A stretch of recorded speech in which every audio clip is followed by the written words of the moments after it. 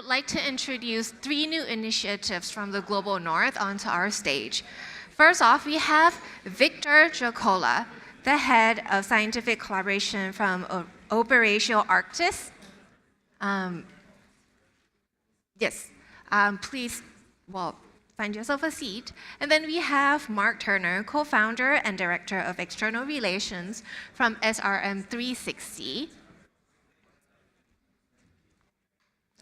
And we also have Shuchi Talati, founder and executive director from the Alliance for Just Deliberation on Solar Geoengineering, DSG.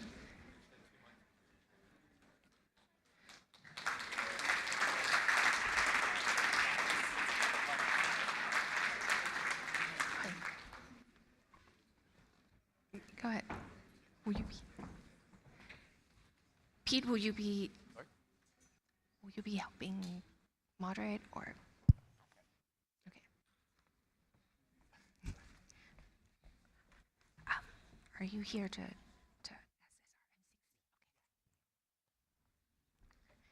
All right, so before we do the group photos, I would like to ask you all about your new initiatives, and I think we will start with you, Viktor. Can you tell us a little bit more about your initiative? Certainly.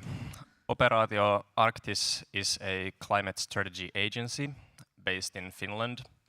Our mission is to preserve the polar ice caps and prevent Earth system tipping points from being exceeded. We work in the interface between academia, some indigenous people, media, and policymakers. We are a team of 12 people, and currently we're working on our Atlas project, which is about incorporating Earth system tipping points into government strategies. So it's a threefold approach that encompasses increased understanding of tipping elements in the climate system, so increasing research efforts. Secondly, making out different scenarios for how to prevent the exceeding of tipping points. And I'm talking about things like the Greenland ice sheet collapse, West Antarctic ice sheet collapse, AMOC collapse, these types of things. Yeah. And if people are interested in your work, where can they find out more about it? On our website, operaatioarktis.fi, or Instagram, for example. And feel free to contact us at any time. Okay. And what kind of collaborations or support would you be interested in having from this people from this conference? Well, anything you can think of, really. We are already receiving a bunch of support from all types of different organizations that are represented here today as well. So that's awesome. Thank you. All right. Up next, I'm just going to follow the list that I have on my hand. So next would be Mark Turner and Pete Irvine, talking about SRM 360. Fantastic. Thank you so much. Good morning, everyone. It's really exciting to be here on the stage. This is such an extraordinary event. Wow, Degrees Initiative, you pulled something off here. It really is something. Congratulations. And thanks so much for the chance that we can formally launch ourselves on this stage and tell you a little bit about why we exist and what we're doing in SRM 360. You should already have received a number of our daily updates, which will give you a sense of who we are, but we'll tell you more in a second. There are a few of us here in Cape Town. Kevin, Kim, Marianne, Linus, Kerry. Come and say hello at any time. I also wanted to say thanks so much to all the members of the audience who've helped us as advisory group members, as expert contributors, as guests. I mean, this is kind of feeling like a family gathering for us, so really appreciate it. I wondered, though, before we dive into saying anything more, we had a quick video that we were going to show, so we'd love to run that now, and then Pete and I will just give you a quick overview of why we exist and what we're doing. Thanks. As global warming intensifies climate extremes, the risks to people and ecosystems are rising. With global efforts to cut emissions progressing slowly, some are asking if reflecting a small fraction of sunlight could help cool the planet. Approaches to reflect sunlight, known as solar geoengineering, or sunlight reflection methods might help reduce climate risks, but they are controversial and present risks of their own. SRM 360 is a non-profit accessible knowledge hub supporting an informed discussion of sunlight reflection methods.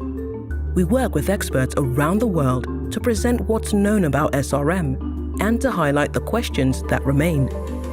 Discover more at srm360.org.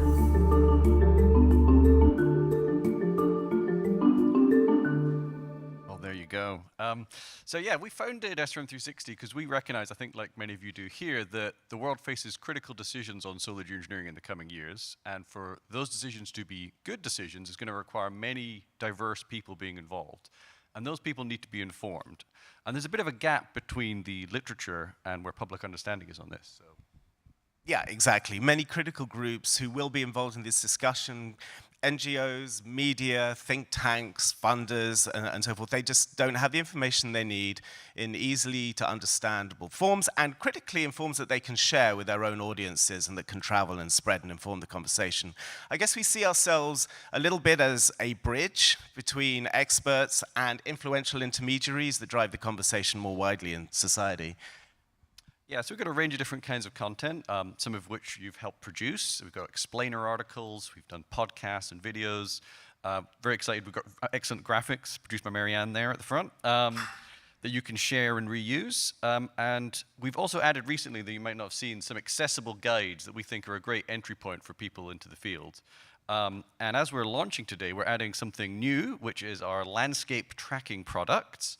And I think most excitingly, we have a funding tracker where we've built a comprehensive data set of funding in this field. And you can check that out on our website, including who gets into the top 10 funders of solar geoengineering. Oh, in fact, you can see it right there. Wow, it's exciting stuff. Only 4 countries make it into the top 10. But in any case, I'll pass back to Mark now.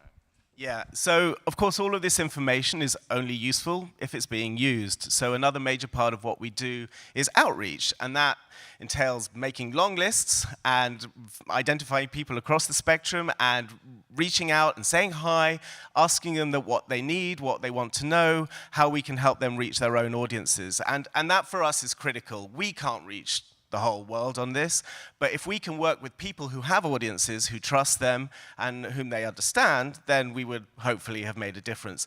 You can find us on social media, so please check us out on LinkedIn, Blue Sky, X. Please sign up for our newsletters. We have a monthly curated overview and a weekly more kind of everything that happened that week, so please sign up for that. We've also started hosting live discussions. We had our first one around a month ago on moratoria around the world efforts in the European Commission suggestions around a moratorium and all the kind of US states that are exploring that. So we had great uptake for that. We want to do more of that. And please come to us, make suggestions, tell us what you need.